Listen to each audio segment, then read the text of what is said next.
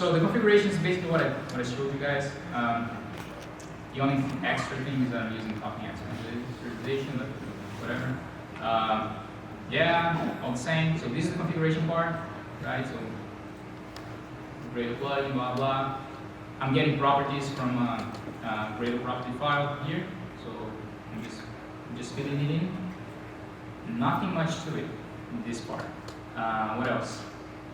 I can show you what the plugin looks like. Exactly. It's the same. So I just have an extension. Let's go over to the extension class. Right. So this is the extension class. Bunch of properties, just defining properties. One thing you should know: these properties need to be serializable for the cache thing to work, because Gradle needs to output that to a file. It needs to be serializable because of that. Trivia. This is where I register the task, so I only have this single task. So I'm passing back the properties there. And also here, I'm doing something that's not just that. Basically, this is a method, blah blah. This is related to the logic of my project, right? So this is very specific to my project. But basically, I'm passing in the configurations to the task. And this is the task. So a bunch of configurations too.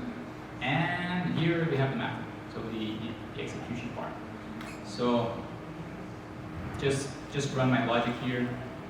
Log the exception, right? So this is the task, the extension, and the plugin.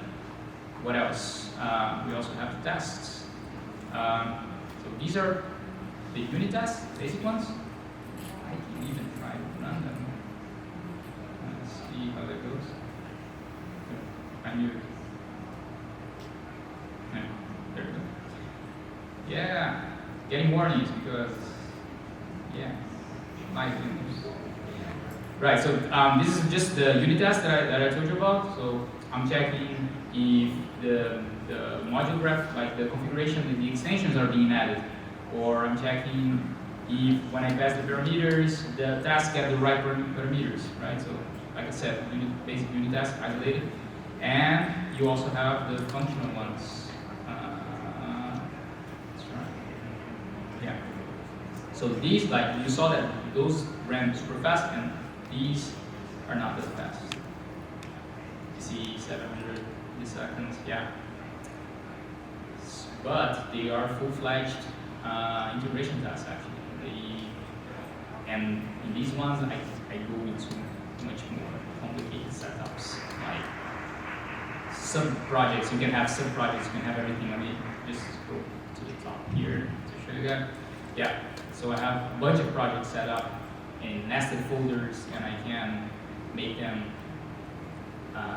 talk to each other and whatnot, and validate the output. And it all works with these integration tests. And yeah, what else we got?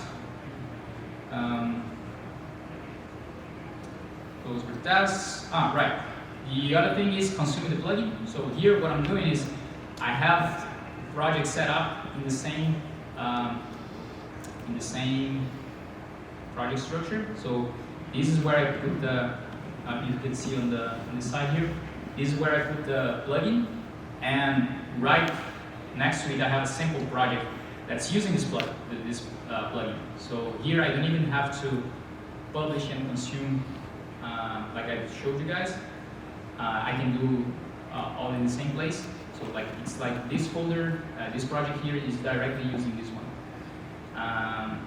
This is a different setup, but the idea is that I can basically apply the plugin and configure it like I showed you guys, like passing the configuration, and the task gets added to it, and I can run the task. And yeah, if you're curious to what that task does, I'm here at the sample project, the README file.